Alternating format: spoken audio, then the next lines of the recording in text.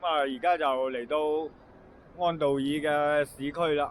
佢個市區就好細嘅。咁啊，喺群山之中，四邊都係好高嘅山。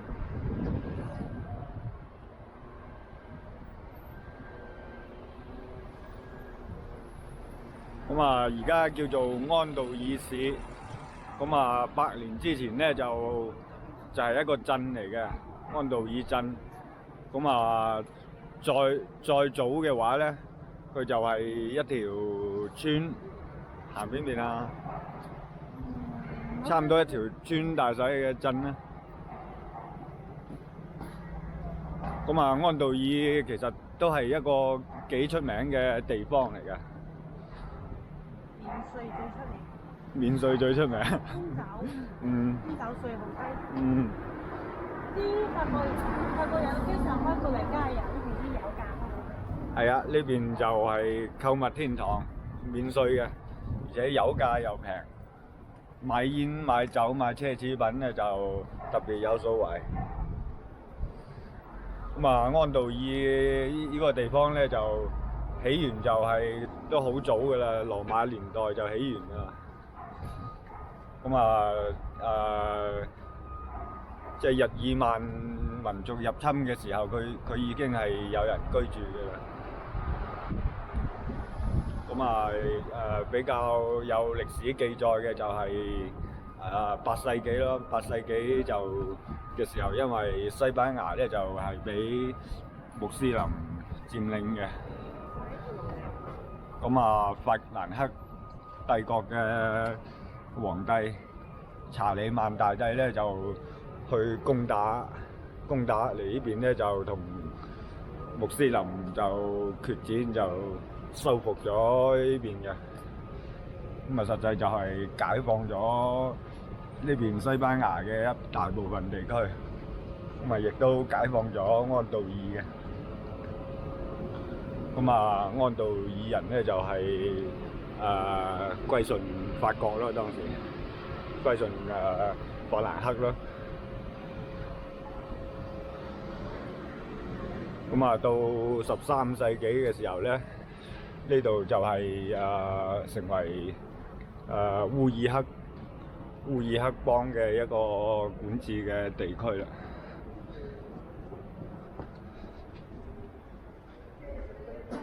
改啦。咁啊，其後咧就係同法國嘅富雅伯爵係共同管治呢個地方嘅，實際就係雙領主制。咁啊，一邊係主教，一邊係伯爵，咁啊互相制衡，所以呢個地方一直都係自治。咁啊，到後來19世紀之後都係自治，到法國大革命期間咧，拿破崙都係唔干涉呢個地方嘅自治嘅。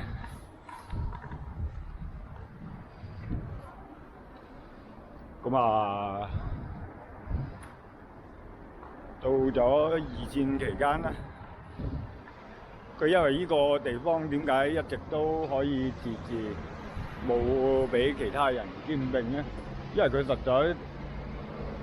在偏僻呢個地方，喺群山之中，而且我哋一路開車嚟，要穿過好多山先至走到呢度。咁古代冇路嘅話咧，呢個地方咧就你好難入嚟，派軍隊入嚟，而且咧你都即係派入嚟見證，你都需要好大嘅成本啦。你有派官員入嚟收稅嘅路費都唔止咁啦，路費都唔少啦。咁啊，即係因為咁啊，喺二戰期間咧，就成為咗好多難民避難嘅天堂，好多人逃避戰亂而匿去呢個地方，咁係逃過咗戰爭嘅。哇！你識得真係好咁安道爾其實咧就真正嘅建國咧就係喺1993年。1993年咧，佢係建立咗佢嘅民主制度，即係議會咧。但係佢係保留法國總統同埋烏爾克主教嘅作為元首嘅地位嘅，但係只係一個象徵嚟嘅啫。咁基本上所有嘅權力都係喺當地嘅議會啦。咁佢係一個民主國家嚟啦，而家。我哋今次就係去巴塞隆拿，就往法國嘅圖盧茲嘅路上就正好經過安道爾，所以就入嚟遊覽一下咁啦。係咁。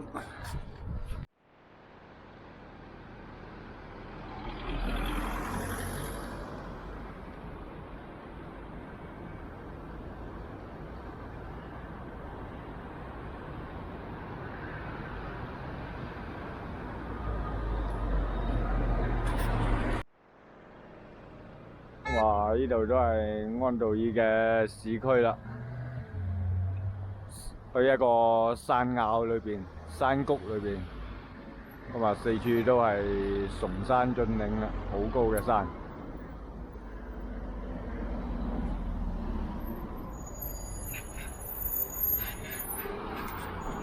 而家嚟到呢度就係安道爾嘅商業街啦、購物街啦。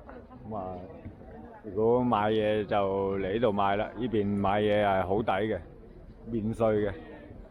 買啲名牌嘢啊，買啲煙酒啊，都係免稅嘅。好多法國人係專門開車過嚟呢度購物嘅。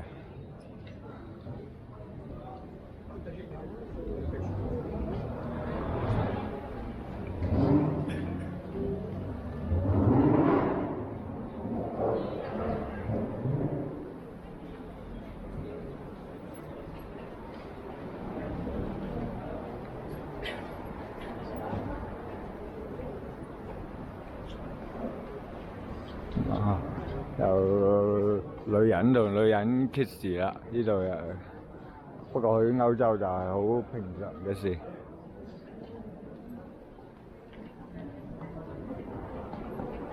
可能去全世界都係好平常嘅事咧，係中國唔係咁包容咁啦。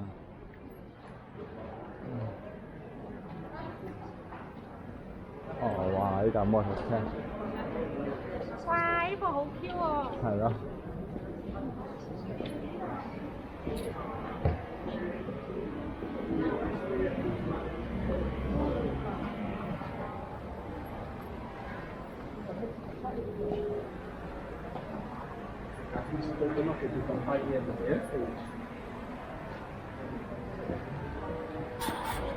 車站咯，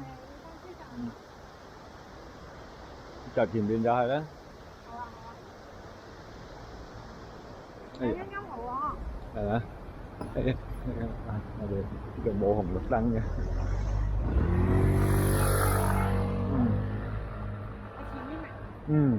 我哋係咪去呢條路行過嚟㗎？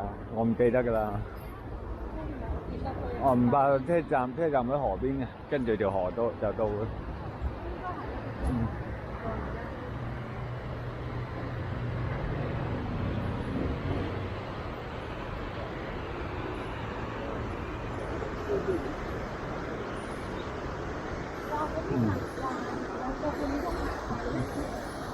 就係咯。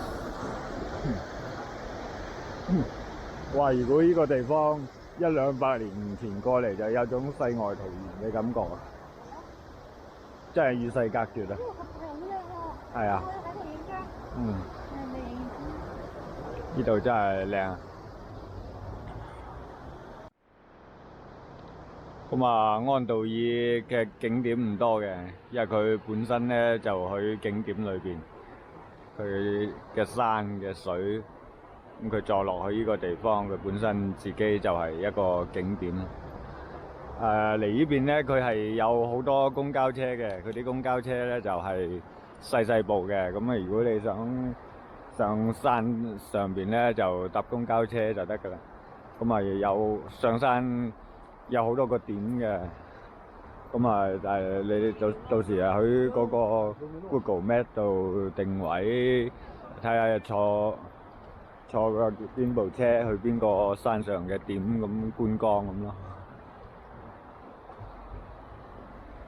但係其實即使喺山上望落嚟，亦都唔會有好驚豔嘅感覺咯，所以就唔係個個遊客都去咯。咁啊，呢啲山就嚟呢邊而家睇得出，就係曾經發生過好多次山泥傾瀉啦，但係睇落都已經係好多年前。